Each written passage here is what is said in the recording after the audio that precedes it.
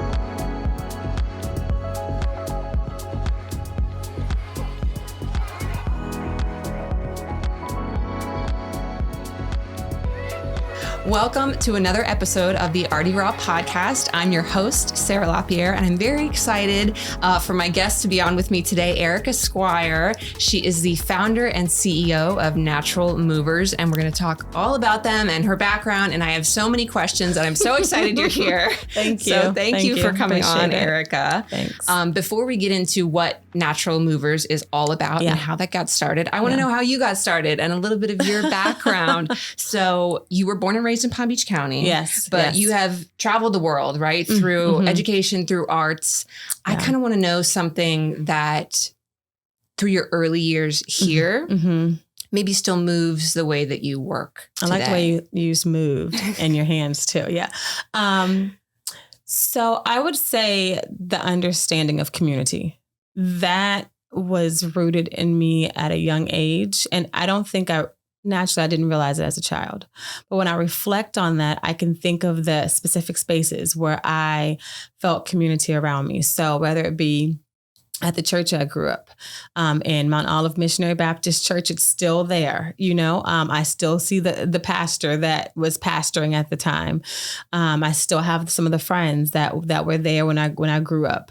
But we had to do oratorical competitions and speaking. We were able to engage in our talents, which at that time for me was the piano and the clarinet. And we were able to step and sing. I developed an ear for singing by being in that space. So having so many adults who were loving but nurturing was very important. And I didn't realize the importance of that until now. And then at that time, we had a place called Intercity Youth, known as ICY, where they try to create a space where you're studying all of the academics, but then you also have dance and you have art and you have stepping. And so Miss Joyce Smith and Miss Elaine Hubbard Williams, they created a beautiful space for us. And so that space allowed us to be able to, again, have community. And so I find that I am trying to create and look for community wherever I go from that beginning space. Yeah. I mean, it's massively important. Like you said, maybe you don't realize it when you're a child as much. You're just not aware because it's around you. You're surrounded by it. Right. And you have the benefits of it. But as you reflect how much these multi-generational spaces too, you know, where you have exposure to things like these different formats of arts, and like what that does for you. And clearly it sets you on a really fascinating trajectory.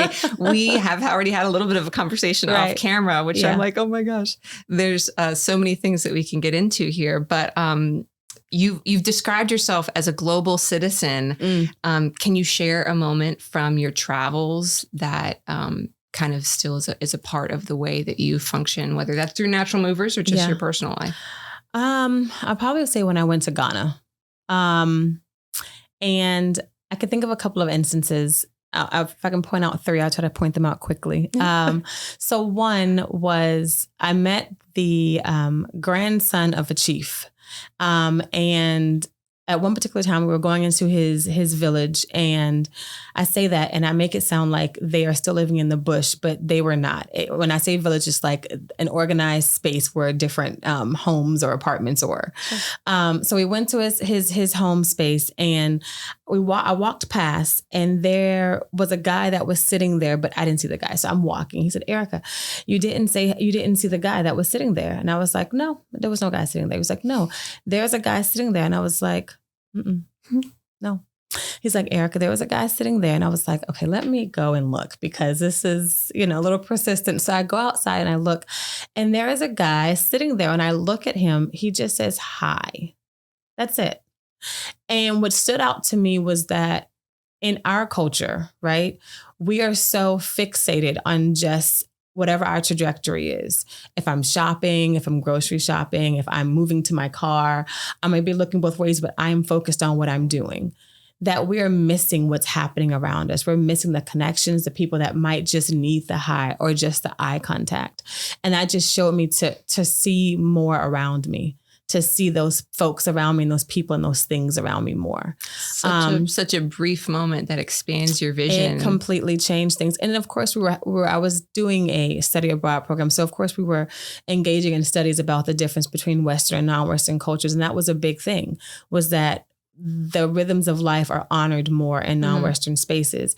And I had an opportunity to witness that, where I was meeting this really amazing dance scholar. And I had to have waited. I mean, it felt like a long time. So, and I'm talking like maybe like 5 hours or so for this man to come. And in my mind, I was so frustrated and so disappointed that he took so long to come.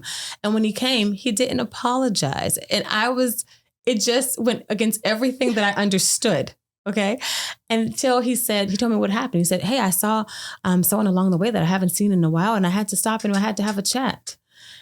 And I said, "Wow, like, it wasn't even intentional. You just had to honor the fact that there was someone that you hadn't seen who was important to you in life." Mm-hmm. And you had to take that pause to check on them. Yeah. Yeah. And it just made me realize that, yes, there are times when we need to be somewhere at a certain time. But what about taking those moments to just literally say, "Hey, you know what? I am a little late, but it's because," and for us to actually be like, "Okay, that's okay." Like, why is it no longer okay? And what a better human experience that is, right? Because of it. Because if we could all have that freedom and flexibility, and like you said, not every time you can do that, but if we had a different understanding of the way we're allowed to move, then it would feel a lot more probably relaxed, right? I would think so. Anxious, and that, the thought pattern of like, it's not that he intentionally was, wasting your time or anything. I can see all the things that your head would go to in a Western culture of like, it's not respectful or it's, all of these things, right? But it was just a matter of like, no, life presented this opportunity and why not honor that opportunity? Why not honor that? Exactly. And still show up and honor the opportunity with you, Right. Yeah. And the last thing I'll probably say is that I was able to see rhythm everywhere.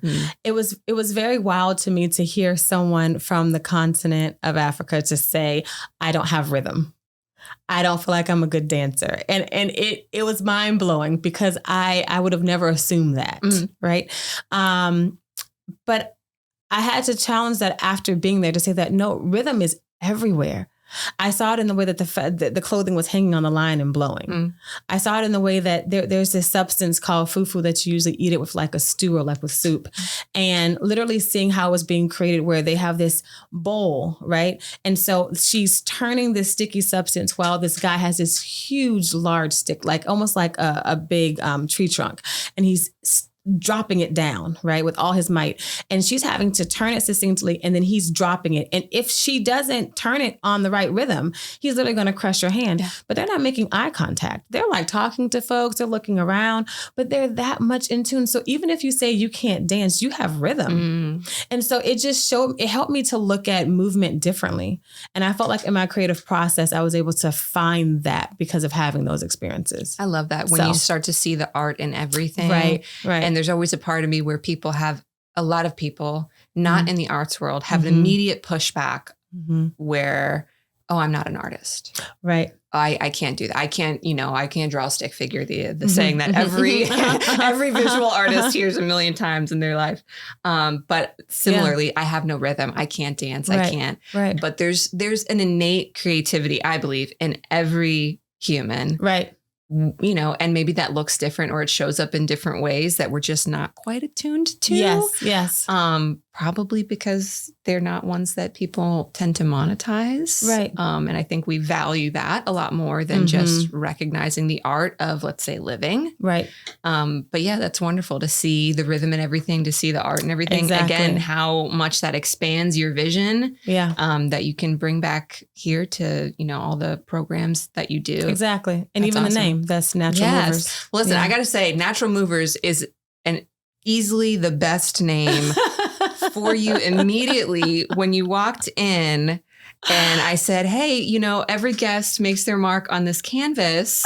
You are the first person to move all across the canvas. Okay. That's so Everybody else funny. has found their little area, but you started right away and you're making these immediate motion strokes. These are yours here. And then you jump down here in the corner and then you're going across the board here. And I love it. Your just natural inclination is to be moving. That's so funny. Yeah. Trying to find my space. I feel like dancers, we're sitting on the floor, we're sitting in a chair, we're like, we're moving all around. Right. I like it. So it's a good perspective to have. Okay, so I had another question. I was, doing some reading. Okay. And the word, and I might say this wrong, so please correct me. The word Ubuntu. Oh, correct. Close. Okay, good. Means I am because of who we are. Yeah. It seems like a really powerful part of your ethos. Can you tell us a little bit more how that's come into your life and how it shows through Natural Movers? Yeah, it honors the fact that nothing that I'm doing is because of myself alone. Like me even sitting here is a village. It's my parents with all the children, my mom with the baby for the first time, so it's my husband. It's the dancers when I'm creating a work. It's the students in the classroom. Everything is happening because it's in collaboration with someone. And so it just really takes the selfishness. It doesn't allow it to have space. The ego, it doesn't allow it to have space because you are in collaboration. You're in partnership with other folks to create what's happening. Yeah. So it just keeps that at the forefront. Back to the community, right? And how much more powerful you get to be because of that, I think. Right. Yeah. That's beautiful. Right. I love it. Well, we got to talk about Natural Movers, okay? Yeah, sure. So you founded this in 2016, is that right? Yes. And when did you first realize that you were creating more than a dance organization? Now, we've kind of talked about this off camera a little bit, that there wasn't necessarily a straight path. Right. So you can give us a little history of Natural Movers if you want to. Yeah. So 2016 started. So I was working in a space and I saw these beautiful brown dancers of any shade you can think of. And they wanted to study dance, not sure what they wanted to do because they were just in 3rd or 4th grade, but they wanted to study. But I saw that they were behind in the sense of where I knew they needed to be at a certain age. And it really wasn't because they wanted to be or because they couldn't, but because they just weren't receiving the kind of training and consistent training that they needed for that to happen. That plus, I find that in particularly African-American communities, I think that we will put our boys and even girls in sports. And if they say you're practicing, like my son's doing football for the first time, if you're practicing 5 days a week, 4 days a week, you're there. We'll pay the money, we'll do it. But it's a little, I guess, less expensive because you're paying one chunk for the whole season, right? Versus when you're talking about dance or any other arts, you're paying monthly. And sometimes it feels like, well, do you really want to do this? You can kind of dance at home or you can kind of paint and draw at home. And usually we don't say yes until the child keeps deciding and keeps saying it. And by that time, some of their peers have already passed them. So you're saying like 5th grade, 6th grade. Okay, I think you really like to do this, but that child has been studying, their friend has been studying since 1st grade or since kindergarten. And so your appetite is different. And your ability is different. So what I was finding is that when I was getting students in 3rd, 4th, 5th grade, when they were just starting to study, I say ballet, their mind, they have so much rhythm, they can understand movement. So choreographically, they can catch on. But ballet is also an anatomical change. And because they were not taking the time to be able to allow their bone structure to shift, their hips to rotate, they weren't because it's too slow for them in their mind, they would often quit or they would become like uninterested. And so I wanted to show parents, hey, you know what? There is something here if you just allow them to train like they should. So I decided, because a friend of mine was like, well, if you have an issue, just do something about it. And I was like, okay. I was like, all right, let's do this, And so I said, you know what, for 2 weeks, these students are just going to study ballet only. We're going to do it for like 6 to 8 hours a day. 2 weeks, let's see what happens. I had like a month to put this information out to the community. I had like 30 dancers come. Wow. We went to Palm Beach Atlantic University because I was on faculty there, and they just studied dance, and that was it. And the amount of change that I witnessed and that their parents witnessed was without words. It was phenomenal. And so I hope for a lot of them, I think that was the nugget that their parent needed, because I see them still dancing now, that same student that started then. Yeah. And so I created Natural Movers thinking about this, but then I had to take a hiatus because life shifted and I started working in other spaces. And so when that happened, I also realized, I can't fund this in the way I want to, because I'm not sure if I want to create a dance studio. I don't know if that's my trajectory. So I just kind of put a stop to it. And then in 2022, not with the intention of Natural Movers, I was actually going after a grant for me to create work in terms of choreography on my own dance company, Ericka Squire, the dance company. And that's what I wanted to do. And at the time I was calling it Natural Movers Dance Project, So that was my goal. And then my daughter wanted to do art classes. And I said, okay, well, I don't want to send you to a space because I'm that mom that I want to see and know what's happening. Right. Yeah. So I said, well, I can create a program. I can do that. So I called Grandview, and Joe over there was awesome. He allowed me to create this space that was open to the community. Anybody can come. My good friend Hajina is an art teacher. And so she said, let's do it. So we did it. Grandview thankfully paid her, and we just had these free classes, and my daughter was able to do art. And a friend of mine said, well, how are you going to like get people to come? Like, what are you going to call it? And I said, well, I guess I'll just roll it under Natural Movers. Like, sure, why not? We'll just say arts education, something. And we did, and it took root. And then here we go. I have this grant. I need to create work. What do we put it under? And I was like, I guess now. It really was like I guess this, I guess that. And literally, because the programming was right for the community, and the community was also ripe for the programming, it took root. Just this organic way, not forced, but flowing. It took root, and it made sense for us to become a nonprofit at that time. And all because our vision was changing, our mission changed, and it allowed for us to have the capacity to bring in more movers and artists and just kind of really shift our focus. So it's really, it is incredible to see these small shifts, right? But how impactful they are over the timeline. You don't necessarily know it when you're starting an art class for your daughter, and you're like, yeah, here's a venue. Here's what we can do. We'll just make it happen. Right. And how much legs that has over the long run. Right. I love it. And I love to hear it. And I'm glad that you're here to share it, because I think it's an important message for artists and any kind of creative to hear over the long journey that, making these little decisions, if they feel right. And if you're following something that's like, this is an easy yes. I see that it doesn't exist. I want it to exist. I have a way to do it. I'm going to start and do it. And there's not a perfectionism, it sounds like, that's like, oh, I have to get all my little ducks in a row, and I have to make sure my marketing for this is ready, and what's it going to be branded, and how's it going to, you know what I mean? Right. It's just like, we can make this happen. The community's here for it. They want it. Let's go for it. And I think that's so important, because those little moments of like, let's just go for it. Yeah. And you can build along the way. Are the things that get those big roots eventually, that they can take their time to grow, because they just start. It just started.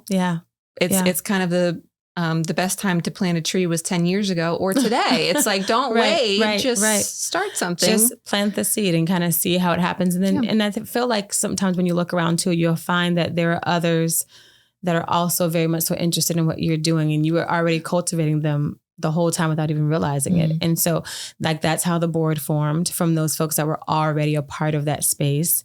Hannah Arnst was already there. And so her doing marketing and kind of becoming the creative director, it made sense. So everything just was moving.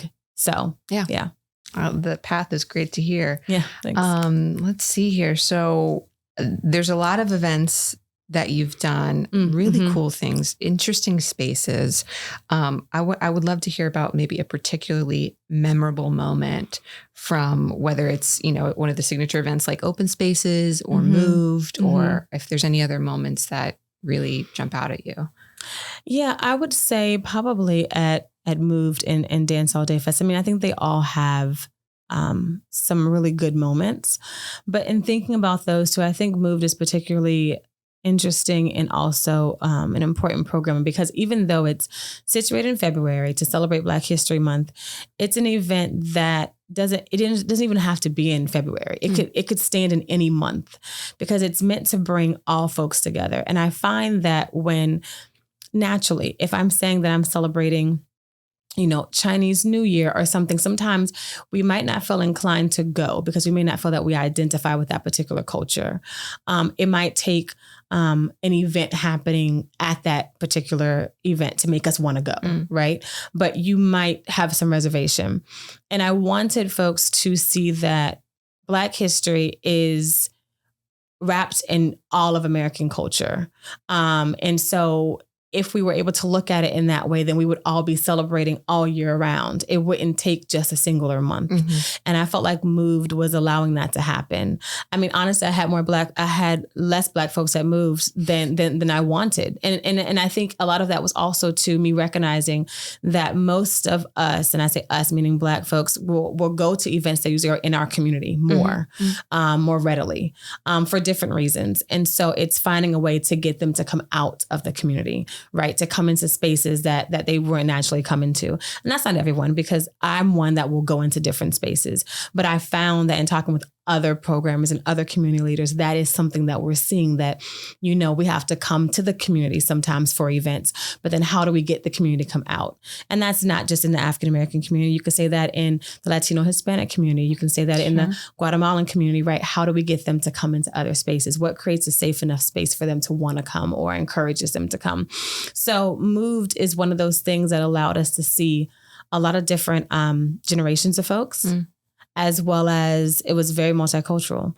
But what makes it really special is that we're bringing in artists that you might not be able to sit across the table from and just have a candid conversation. So we just brought in last fiscal year, Buddha Stretch. He is the icon in hip hop culture, especially for freestyle dance. One of the pioneers, one of the very few that are still alive. And he came down and was able to not only give a talk, but give a class. Wow.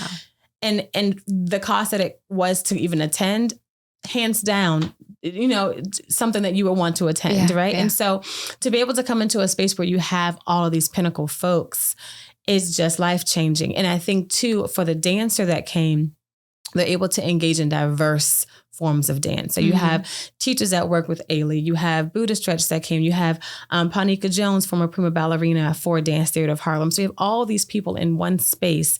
And so you're not just training in ballet, but you're training at the highest level. So it doesn't matter, it doesn't matter about the celebration or the color of skin. It's about the training that you're getting, right? Sure. Or the experience that you're getting. So I think Move becomes really special because of that.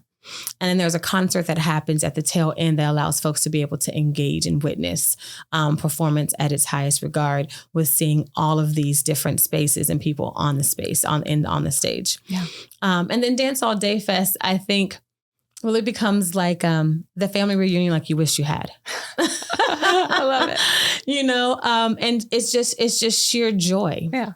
And I think what's even more awesome about Dance All Day Fest is that some folks don't even know that it's happening.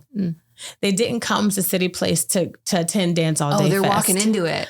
They're walking into it. Oh, wow. Yeah. And then they're staying. Sure. Because they're like, oh my gosh, yes, I want to do this class. And I see people that are in their 70s, from their grandparents that are in their 80s to the 2-year-old, and everyone is just moving. Yeah. You know, and so it's great to be able to not only see the dance that's happening in your community by having these performances take place in front of you, but then also to be able to engage in a class that's really quick, it's short, it gets you in and out, but it allows you to still feel alive.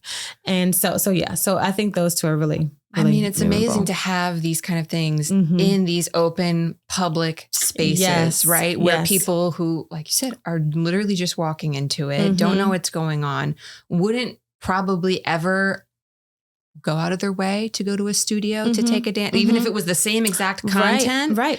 If it didn't just happen to land in front of where they're going, they might never access it. They might never unlock this little moment of joy. And again, who knows how long that's going to ripple into their life you know, maybe decide, oh yeah, I do want to take that dance class at the rec center, or I do want to, you know, my daughter really loved this and maybe this is something we can encourage and spark further in her. So having these events in these spaces is such a cool way to expand awareness, interest, activation, and just welcome people into this kind of performance community that is often sectioned out and not as accessible as other forms of art, I think, right? Yeah. It's just not as available. And I think it also makes it easy because I can bring the whole family and literally everybody can partake. Yeah. I can eat in the space and it's okay.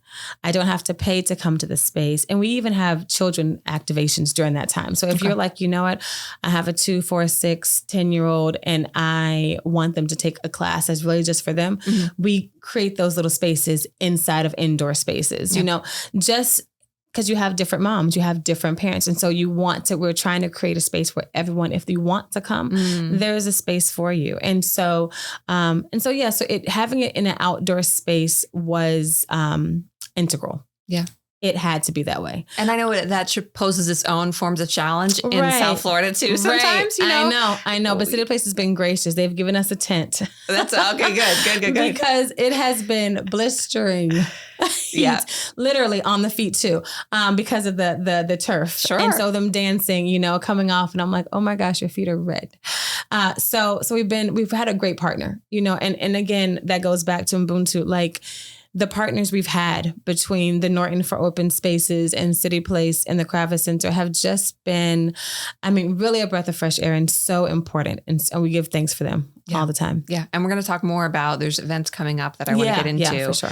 But there's something that I saw, and I think this was in maybe an old interview. Okay. There was a video, I think it was through PBS that I was watching, where you had dancers in Mounts Botanical Garden, which I love that garden. Yes. And this was when, I'm going to forget the artist's name, but he's phenomenal. He did the willow structures that was like a temporary structure that was woven there on site. And you had dancers. That the community built on site. Yeah. You had dancers moving through that. And then part of something you mentioned was a term, and I don't know if you coined this or if it exists, a term called body speak. Yeah. Okay. And I just loved that. And what you were talking about seemed so different than a traditional teacher-student role, and how you kind of, I guess you would say, collaborate with your dancers versus tell them this is what you're doing. Right. So can you explain that to me, what that means a little bit? So to set that up, let me say, so I kind of wear these different hats, right? So outside of really my first priority, you know, in the home as wife and mom, outside of the home, I have these 2 hats where there's this administrative CEO for, so Natural Movers is falling under that, where I'm curating and producing events. And there's other hat that allows me to engage in just choreography. And teaching. And so the choreography hub happens with my own dance company called the Ericka Squire Dance Company, or Ericka Squire, the dance company. And so at that time it was called Natural Movers Dance Project. Okay. But once we became a nonprofit, I had to separate the two to not make it as confusing. So in that space, I really was given this choreographic process. I felt like God really just downloaded this process onto me that allows me to allow myself to see the mover and how they're moving before I create. And so it's this series of steps that some of it's writing, some of it's through prompts that I give them, different tasks. Now it's really built off of scripture, biblical scripture. And so we are literally going through all these different modes for me to really see how they're moving. Because if I give them movement and their body is not ready to receive it because they don't have the quality that I need for them to deliver it, it's going to be forced. And I don't want that on stage. So I have to see how they're moving. And then from what they're giving me, then I shape and create the piece. So it's really me investigating their body, their stories. And it really just depends on the project that we're working on for how I'm doing this investigation. That is really, really interesting. Yeah. I like to hear that. And it's just, again, it has this organic feel to it that there's a very conscious, intentional, effort to work with the creatives that you're working with rather than, like you said, it's not forced. It's something that you're truly collaborating on to fit the skills that you have to work with. Yeah. And I will say that I've been very blessed to work with some highly intellectual, bodily intellectual dancers. It's really important because of what I request and require them to do. Now, I like a good line, I love strong ballet bodies, but it can't be just that. And I love ballet. And so it's not that, but it's just that the way in which I want to work with their body, I need to be able to have them do things that might mean a flex foot, that might mean they have to pull in some other experiences outside of what they've just been taught in the studio. Yeah. So, yeah.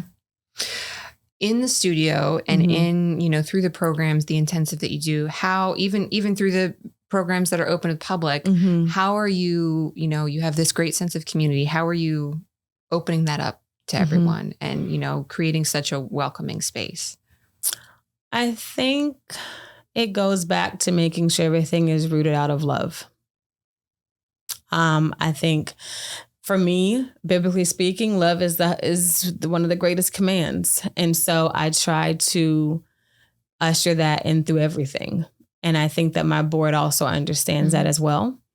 And so if you're creating something out of love, then you're going to be intentional.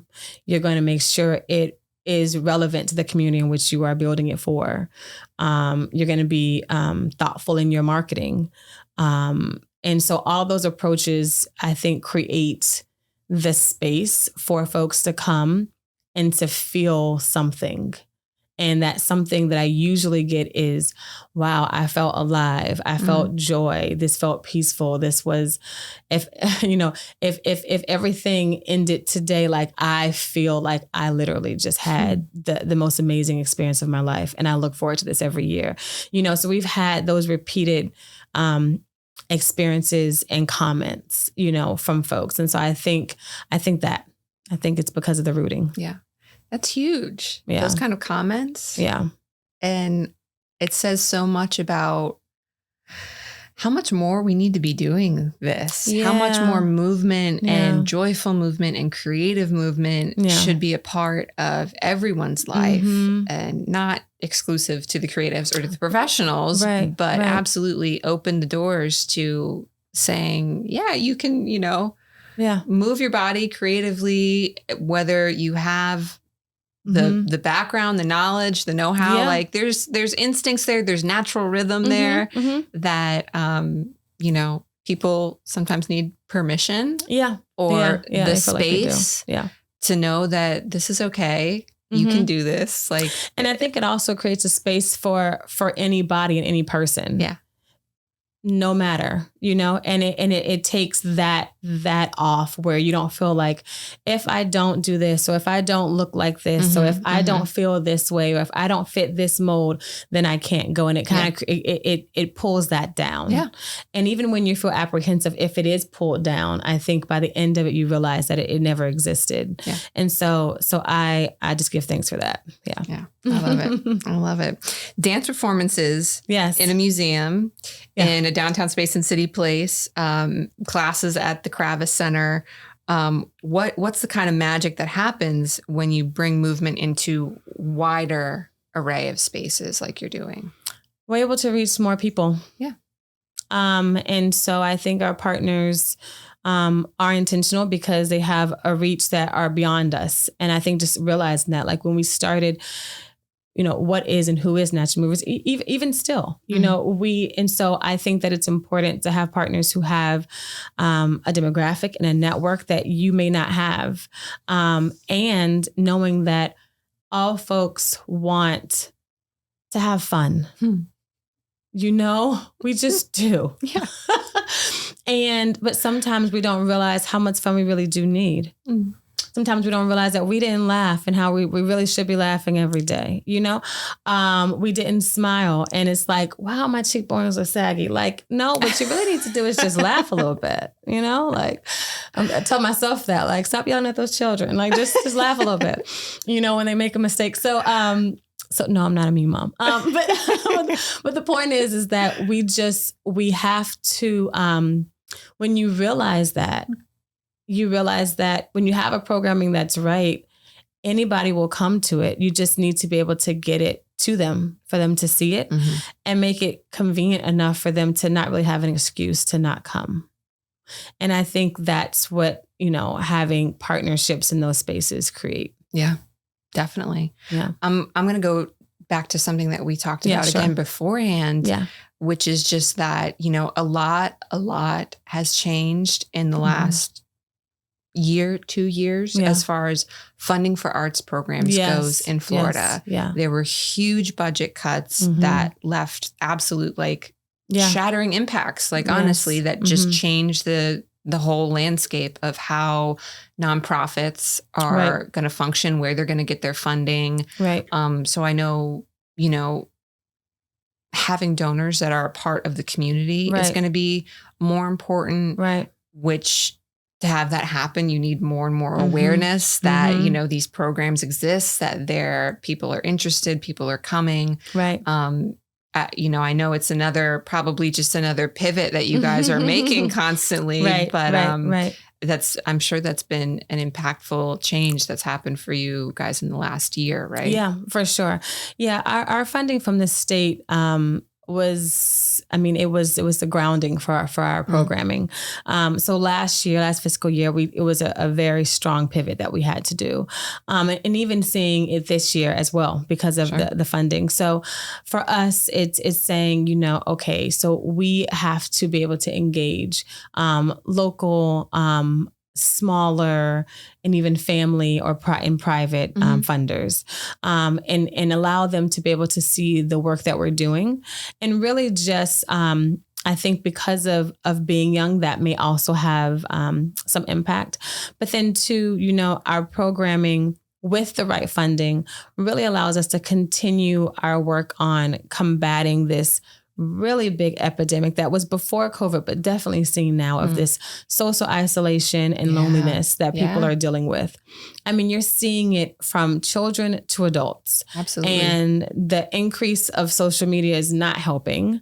And so, and the impact that you're seeing on the eyes of folks and on their ability to be able to function and cognitive development, I cannot talk to you about the science on it enough. And it's almost one of those things that you don't want it to hit as strongly as it's going to hit if we don't make some significant changes. And the programming is only a small nugget of the things that can be done and that more people can do in the community. But it is something that is being done that is helping. And so with more funding, more programming can happen that can create spaces for people to come outdoors and connect. And to find the importance of that connectivity. And so that is why the comments were as strong as they were, as I said before, because they're having those experiences. And yes, we can only fund these signature events, during the year. But what if there was more funding to be able to create this space like weekly or monthly for folks, And so that is the kind of work that we're seeking to be able to do. Yeah. I love it. It's definitely very, it's hugely important work. I mean, I'm going to bring something up and I'm not comparing them in either way, sure. But it was an experience that definitely meant a lot to me. And it was attending a silent disco. Okay. Yes. It was on the beach. It was in a public space. It wasn't in a private area. It was outside. I went with, I think the first time I went a bunch of times since then, but it was with a friend and then I went again with my cousin, but it was such a unique experience to someone who, you know, I took dance when I was 5 maybe, and I really was only in it for the outfit. Got it. I understand that. I loved it, but you know, wasn't my art form. Skating. Yeah. But this, you know, this was a total jump from what I was used to, and being able to move, being able to interact. You know, there were prompts and things to encourage people to do different movements, get out, you know, break out of their shell, engage with other people who you didn't know. Yeah. And it was such a wonderful, deeply changing experience to just recognize, oh, this is something that should be such a regular part of life. Yeah. You know, a version of church, if you will, of like, this is this is just so integral to who we are as people that there's not enough of this. So you know, when I found out about natural movers and I was reading more about you guys, I was like, oh, thank God this exists somewhere. I'm so happy to hear it, you know, that, and I do hope that more and more, you know, becomes available and that these programs are received and expand, because it's definitely something that people need. And obviously when they experience it, they realize that. Yes. So, okay, more questions, but we're going to take just a little brief break. Sure. Okay, we're going to hear a word from our sponsor, the Cultural Council for Palm Beach County. So stay tuned for a message from them. Those dinner reservations and tea times will have to wait, because there's an art-filled paradise beyond these beaches.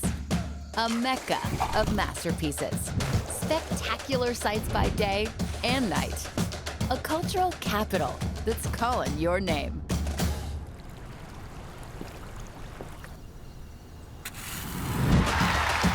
See so much more than you came for in the Palm Beaches. Okay. All right. So, man, in a world where everything moves so fast, how are you encouraging people to slow down and listen to what their body is trying to tell them? Oh, well, I would say in the creative process, I'll speak about Ericka Squire, the dance company, and our work. It's built into the process. And I think that I, as a person, bring that energy. So I think the creatives that come in this space are already, it's requested of them to do that. And I think, I remember when I was going for my MFA, they said to us, okay, I'm giving you, let's say 6 hours. Go off, do everything your mind thinks of. Just do it, do all of it. And then once you're empty, then start. And it was the best idea. Wow. I did everything. I sent every email, I texted every person, I made calls, but it really is important for you to kind of do this dump, because sometimes you're not engaging because your mind is still running, still running. And so in the process, it's creating a space for them to allow their mind to kind of slow down and kind of be present where they are. And sometimes it's not easy to turn that off because you just had an emotional experience before you walked into the studio. And then now I have to pretend that I'm here. Right. And sometimes what I found is that it's exhausting your senses, so that you are in a place of just, I need to rest. And then now let's create. So those are different ways that we try to come together as one.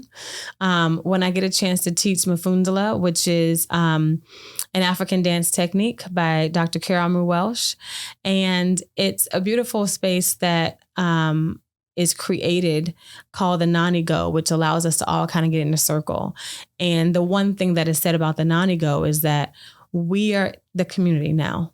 So wherever you went, wherever you've been, whatever you experienced before you came to class or you came into this space, we're here now. So now we get to create a new space and a new experience. And I think it kind of settles the mind of the person to become present. Plus that in the drums also does that as well. So yeah, those are some ways. I love that. That's great. Man, I want to remember that phrase so that I can remind myself to be present. I don't want to pretend like I'm being somewhere. Yeah. Which I think there's a lot of times where you're maybe because you're literally rushing through life. Yeah. And I also happen to be a little bit of an introvert on that side of the scale where I'm like, okay, this is not where I really, I don't have the energy to put forth here. So I'm just going to get through it. Yeah.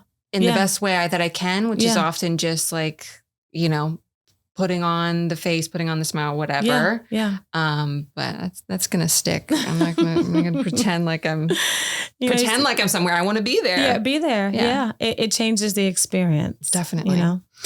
Okay. So I want to talk about some inspirations and some influences that you've had. Are there dancers, artists, cultural leaders, whether that's past or present, that have been a big part of, what you've leaned into as an artist? I will say about 3 or 4 probably stand out. So I'll just start from being younger to older.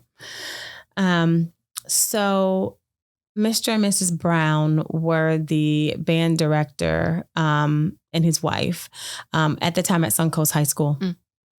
And when I met them, I appreciated the leadership that Mr. Brown had and that Mrs. Brown had.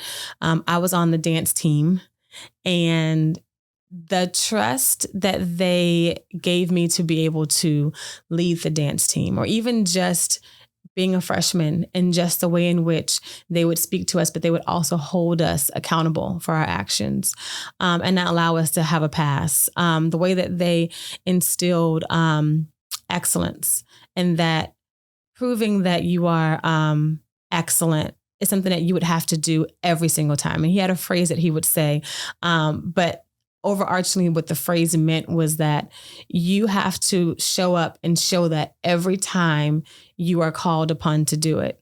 You cannot say, I was excellent yesterday, so still see me as excellent today. You have to do that all the time. Like, you can't give yourself a pass and no one else is going to give you, because you don't know who you're meeting. But then people are also literally taking in everything that you do. So if you're choosing to be trustworthy, then you have to show you're trustworthy all the time. Because as soon as you're not, guess what sticks longer? The fact that you weren't. And now you're forever trying to climb out the hole. Right. So I that was instilled in me from them, and I appreciated that. I even had, I would say at Temple University, meeting Dr. Kara Welsh was life-changing. This was a woman, it's a little embarrassing to say, but this is a woman that when I was an undergrad, I remember doing this research paper, and I was quoting her left and right all the time. I mean, I loved everything she was saying. It was great. It was beautiful. And so I had it everywhere in the paper. I go to Temple years later to go to this audition. Don't even realize I'm sitting in front of the woman who I quoted. Had no idea. Interviewing with her, we hit it off. She was a chair. She looked at me and said, I see you as the part 2 of me, like continue on the legacy. And she wasn't really talking about it having to be like her company or Mfundula, but just, I see something in you. And that was amazing for me. And 2, to have someone that looked like me to say that to me was really important. And so that I was like, wow, so I had that experience, and it took months later of going to Temple that I'm like, oh my gosh, this is the woman. So then I started looking her up, and I'm like, oh my gosh, this woman is like 3-4 time Fulbright scholar. Like, this is like like she's huge. Like, her and her husband at the time. So we had African-American studies in the state of Florida, and they wrote the curriculum. They started the first African-American PhD program for the US. Wow. And it's at Temple. Like, so this is like this woman's big deal, Yeah. First national touring company in Zimbabwe she created, so big deal woman. Okay. And had no idea who I was. So in my head, I was like, I don't even know who I'm sitting in the presence of. But that also spoke to how humble she was. And it taught me what humility really is. That means that you could be sitting in literally with someone who is known as to being a king or a queen, sitting with them, and you just feel like you're just talking to like your sibling. Because just because they're a king or queen doesn't mean they have to show you that. They know who they are. Right. But their job is to serve and to be loving, period. And that taught me a different understanding of what humility is. Sometimes we think humility means weakness, but it's actually knowing who you are more. Sure. And so I was like, okay, all right. So I went to Ghana because of her, because of wanting to study about myself more. And so that was like my first step in trying to understand that more. Being a part of the Mafundula family, like that helped me to understand more of myself. And then also her as a creative and how she used gesture, like Body Speak also uses gesture a lot. And it was understanding how she used gesture in her choreography. I studied that. I spoke with her about it. I interviewed her about that. And then just did life with her in terms of being able to have questions, a mentorship. And so I was able to see her endless pool of energy where everyone can say they felt like she was their favorite. Yeah. Wow. How is that possible? How is it possible for her to be that loving and make everybody think that they're her favorite? Yeah. And I'm sure someone hearing this is going to say, Ericka, now I'm the favorite. But yeah, so it taught me a difference, and then I'll go rewind a little bit. Before her, I met this woman named Stephanie McGriff when I was coming out of college. After Macy's, being an assistant buyer, I became a manager at The Gap, doing visual merchandising, and she was the store manager. And just the amount of trust and the way that she allowed us to do our role, and even if we made a mistake, her ability to still not change was important. Because often we allow disappointment or how we feel about how a person let you down or didn't meet a goal, change the way you speak to them, change your expectation of them, but it didn't change. And I'm like, and she didn't have a child to be able to say, okay, now you have that nurturing side because you're raising someone. At that time, she didn't have that. So that was big. And she trusted my voice and my ability and gave me a lot to have to do at being, I think I was just 21 or 22, And so, those were really important steps. And I guess when I look at the through line, it was the trust that people gave me to be able to do what I said I was going to do. And I didn't want to drop that. And if I did, it's the way they handled it. Yeah. That made me say, okay, I want to do better. And so as a leader, I wanted to show up in that way for those that I'm leading, those that are dancing with me, those that are in my company, and those that I do life with. So I think that those things were very pinnacle. Yeah. It sounds like it, especially the through line of trust is a huge one where as a creative person, a business person, a wife, a mother, a friend, anything, where you really can, even if you can't quite put your finger on it, you really can feel that difference when somebody trusts you and gives you, like you said, the space to maybe not always do it right, but still give you space and opportunity to be able to correct yourself, learn, do better next time. Yeah. It's huge. And holding you accountable. I remember one time I wanted to do this writing program when I was at Temple, and I had told Mama about it. That's what I affectionately call her, Mama. And she said, Ericka, this is great, but pretty much saying like, I don't think you're ready for this. And I was in tears, sobbing on the phone, like that she thought that I wasn't ready. And it could have been my writing at the time. It could have been anything, right? I just didn't understand. I heard what she said, and she was nervous about how hard I was taking it. But I realized we hadn't been together long enough for her to understand that for me, I'm having this emotion, but I understand what you're saying, and I'm not broken down by it. Like, I'm not going to stay here. I just need to express this right now. Move through but it. I'm going to be good. Yeah. And so I had to explain to her, I was like, I'm not going to be down. This is just me having my laments, I guess, for the fact that like, this is just reality. Yeah.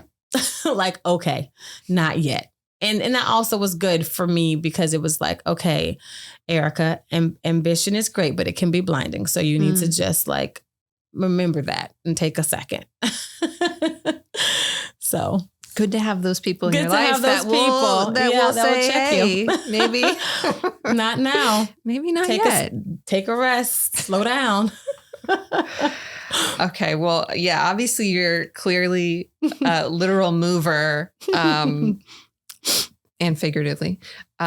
What keeps your creative energies flowing as you're creating space for a lot of other people?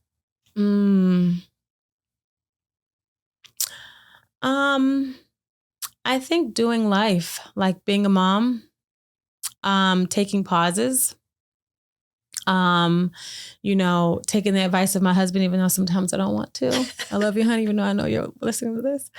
But allowing myself to do that, even though I might fight it. Honestly, getting into the word more and being more like biblically grounded. All those things I think create space for when it's the right time, it flows. And when I'm fighting hard for something that I should let go of, knowing that means that you should let go even more. And it's okay. Like it's going to be there. Like that white dress that you saw yesterday is going to be there next year. Somebody's going to make it because that's how fashion works. Ericka let go of those baby clothes because you could have bought that romper like 7 years ago and you're still there today. You could have let go of it. My mom is like, clean out this closet. We could literally have a store of baby clothes. So it's those things. Yeah. It's and so in doing those things, it allows me to be recharged, and just knowing that, I have to also allow myself to do that because I as a leader and a creative, sometimes I fight with the stopping. I don't want to stop. When momentum is building, I want to keep going. I want to keep building momentum. And I have to realize that some of that is pride, some of that is selfish ambition, and none of those things are okay. Yeah. And probably culture as well is wrapped up in it, right? Our culture is very much so going, hustle, grind. Keep going, grind. If you're not doing it now and tomorrow and every hour, you're behind. You're behind. You're going to lose this. This is not going to happen. Opportunity is going to go. Someone's going to take it. You didn't do it first. All those essentially lies that really keep us burnt out and having to run to everything that is unnatural. Right. To sustain. Yeah. All these little extra support systems we find ourselves trying to grasp at. Right. Because not sustainable practices. It's not sustainable, So I think every day is trying to just realize, okay, what is culturally rooted that is not healthy, that's not going to give me longevity. And removing those little things, like little by little, I think allow me to create more space to feel creative and just feel myself, because the creativity is within, but some things just block it. Yeah. So. Absolutely. Yeah. Okay. This is a question that I ask every guest who comes on here. All right. Which is just that if there is one, could be a piece of art, could be a location, a museum, a natural space, could be an event that happens, something that you would tell anybody living in Palm Beach County or visiting Palm Beach County that you need to experience this when you come here. Oh, wow. That is so hard. And I feel so like, this is big. You have to experience. So I had an entity in my mind, but I think instead of saying the entity, I'm going to say to go to the beach.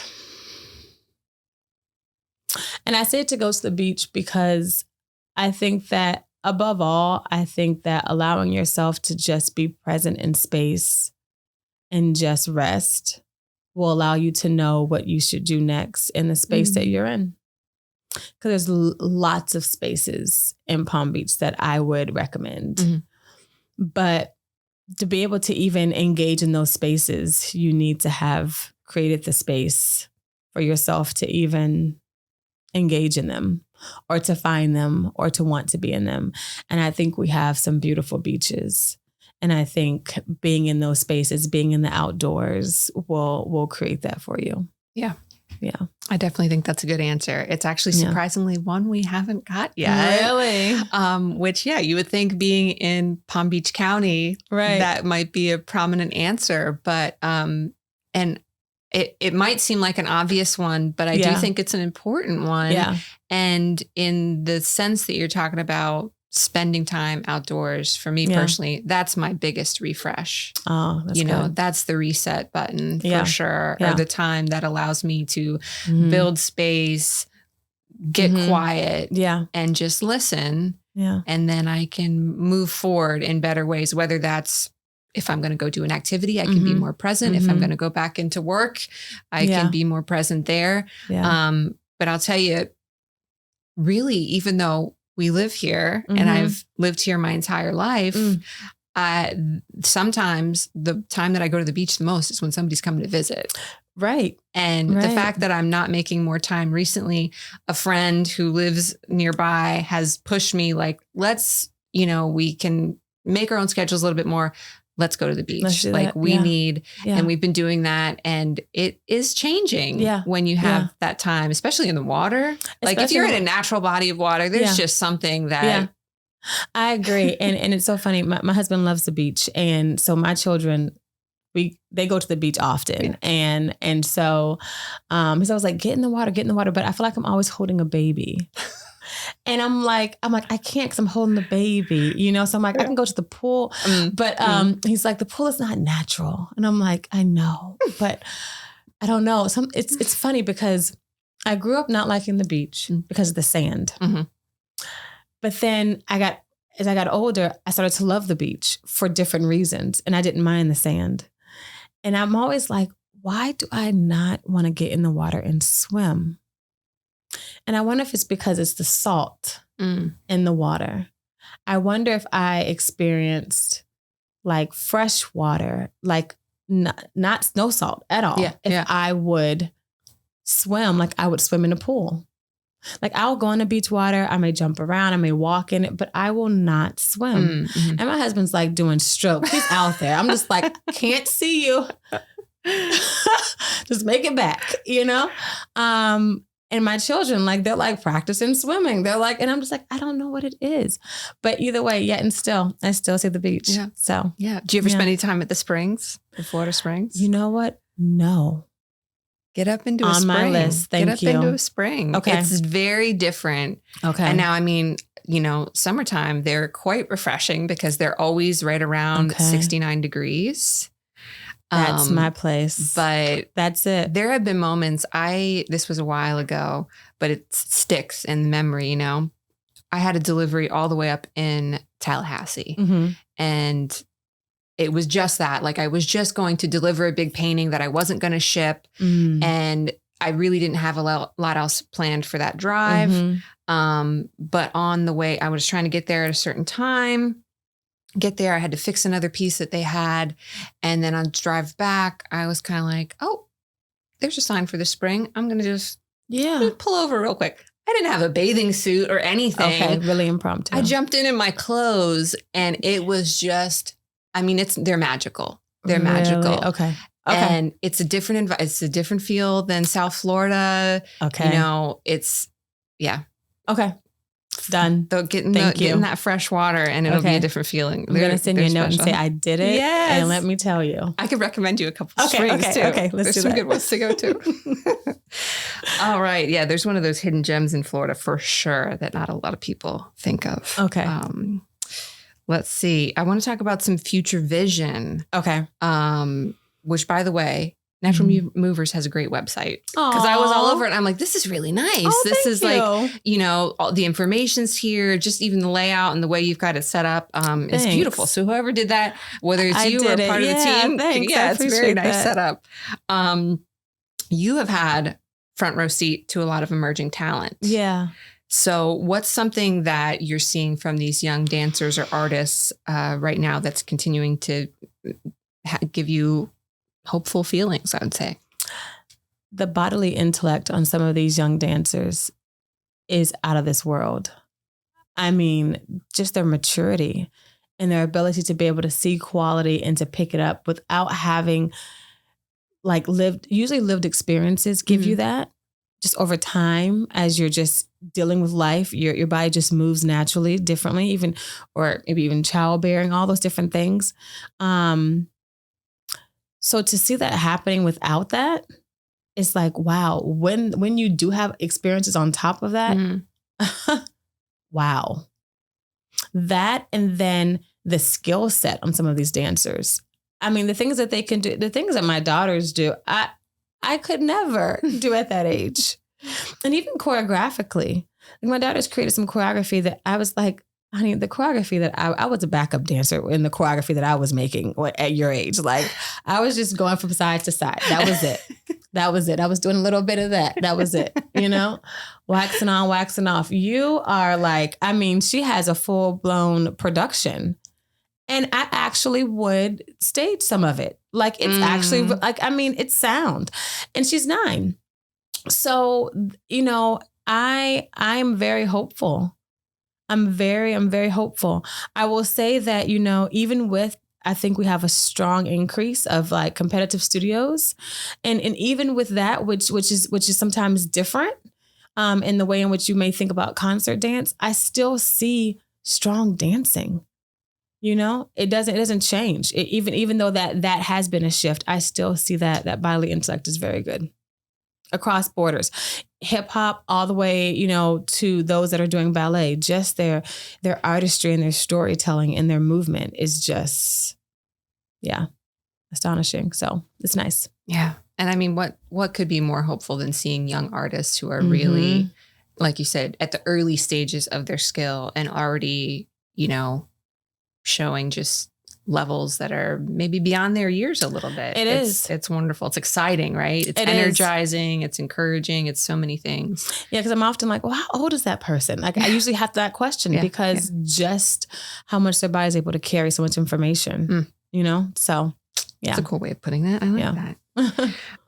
Okay, we definitely want to talk about some events that are coming up. Okay. There's one that's happening soon, which is going to be September 12th. Yes. That's the correct date? Yes. Okay, September that's the new 12th, date. Yeah. And it's at 6 p.m., 6:30 p.m.? Yeah, so getting there at 6, it'll start at 6:30. Okay, nice. And this is happening at the Norton Museum. Yes. Which is a beautiful venue for this to happen at. It is. And correct me if I'm wrong, but I think there's going to be pieces that move throughout the space. How does this work? Yeah, so Open Spaces is really unique in the sense that we are performing in various open spaces of the museum. It's usually a standalone event, but this year we'll be having it as a part of Art After Dark. Okay. So it'll be in the evening, which is nice. Yeah. It's a nice twist. And it's on great Saturday in the day. Yeah. And so what'll happen is that the audience is split into 3s or 4s, depending on how large the group is. And in their particular group, a docent is taking them into different open spaces. And when they enter that space, they'll see 2 dance works performed. So, so essentially those dancers are performing 3 to 4 times. Wow. So you even get to see the difference in their delivery and quality from the first time to the 3rd or the 4th time. And then the audience comes back together at the end, and then they have a Q&A with the choreographers. Okay. So it's a really nice event. And now, is there any kind of communication with the area of the gallery or the museum that they're in? Like, is there any kind of influence in the movement from the artwork that's surrounding them? Yes, good. So, they have to be inspired by a work of art within the museum. Okay. Yep. So there's a lovely jewelry exhibition happening right now. I've seen it. It's really cool. Okay. All right. So they have to now pick one of those pieces to be inspired by. Cool. Usually we let them pick anything at the museum. But this year we had a really good idea that Glenn Tomlinson brought up about how about they just do one specific exhibition. And so we chose that one. And so they'll use that as inspiration. They all have different ones that they've picked. There's a lot of kinetic work in that exhibition too. So that'll be really interesting to see where that comes in. Where they go and how they use that to be inspired. And so they have to have their works timed at 5 minutes. Okay. So they have that challenge. Yeah. They have the challenge of the space. So it is site specific in that way. They have different spaces that they normally wouldn't perform in. This year they'll be doing like an outside grass area in the lawn, interior lawn area that overlooks the restaurant. Yep. They'll be doing Heyman Plaza, which is right where the large sculpture is. And then they'll do inside, we'll use a Stiller as our beginning space. And then they'll use Corman, which is a carpeted area. So having to change and manipulate and consider movement, thinking about that, but then also being inspired by the work is a nice challenge. Yeah, definitely. I mean, even, it's like giving a painter multiple substrates to suddenly paint on. I mean, it really changes things a lot. It does. So that's I'm fascinating. Excited. Yes, that's very exciting. I definitely don't want to miss that. So I'm assuming people can probably find out more about that if they need a reminder of the details on the website too, so or on social media. naturalmovers.org. And then once the Norton goes live with their link, it'll link to them to be able to register. Awesome. Yes. Okay. Yeah. Only a few more questions left, even though I could continue having this conversation for a long time. Thank you for being such a, gracious guest and offering your time and insight. It's been wonderful. I know that there's a 5-year plan in place for Natural Movers, right? Can you give us just a little bit of insight about what the kind of trajectory that you and the board are seeing in the next 5 years? Yeah. So for Natural Movers, it's really creating a space for more trainer and intensive spaces to be able to exist. Where we're allowing spaces for artists and dancers to be able to flourish in their crafting, as well as community activations to allow all folks, whether they are students, or children K through 12, or even adults that are continuous learners, to be able to have a space through our community outdoor programming. And so those are like really the buckets. And so this way of cultivating artistry and then this way of keeping the community engaged and moving are those spaces. And so in 5 years, we want to continue to allow that to happen. And of course, all those prongs are on the website, but that's kind of like an overarching understanding of it. I love it. I love it. All right. Maybe a little bit of advice to leave somebody with, whether that may be a student or somebody looking to create a nonprofit that, that isn't sure that that's, the right direction or somebody, any advice that you'd want to leave for somebody who's listening. On what to do if they want to create something? Sure. Yeah. Okay. Well, the advice that I would hope that somebody would give me is to Salah, which is to pause and reflect. And to allow peace to be still was the best advice I think I was given when I just couldn't sit still. I had to figure out what was happening next, and how to make it happen. And in doing both of those things, you'll know what space you need to go into in order to pause and reflect. You'll know what you need to do, to Salah. You'll know what you need to do in order to be still and what allows you to be still. And in that, I think you'll find how you should create, what you should create, and when you should create it. Great advice. Yeah. Good reminders, I think, that we often need continuously sometimes of just like, hey, take that moment to pause. Yeah. Don't rush through it. Yeah. It's good. All right. So lastly, I just want to make sure that people can continue to connect and find more ways to connect with Natural Movers. So what are the best ways that they can do that, whether that's website, social media? Yes. So naturalmovers.org. Okay. If you want to visit us on our website. If you subscribe, you'll get our newsletter. I subscribed. I want to know what's going on.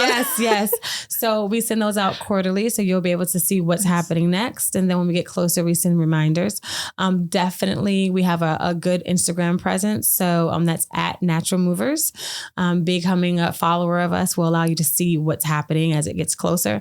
And so those are some major ways. Great. And we try to keep things going. Of course, if you are a person that is, for the post and things that are digital media, then we definitely use press releases to be able to release information that's happening as well. So that's great. Yeah. Good. Okay. Fantastic. Well, I'm excited to attend the September event. Awesome. I'm sure lots of people will be there. It's going to be wonderful. Yeah, we're excited. And future ones. I know there's ones forecast for next year already. Yeah. So I'm looking forward to seeing what more comes out from Natural Movers. All right. It's been great talking with you. Thank you so much. Thank you again for being here. Yeah. Thank you, of course, to our listeners. We appreciate you tuning in, checking out. I hope you learned something. I hope you got inspired. Yeah. And, definitely come back again, sit through some other episodes. We've got some great guests on here. And of course, as always, I want to say thank you to our sponsor, the Cultural Council for Palm Beach County. We appreciate everything that you do for us and for the community here. And I will see you next time on the ArtiGras Podcast.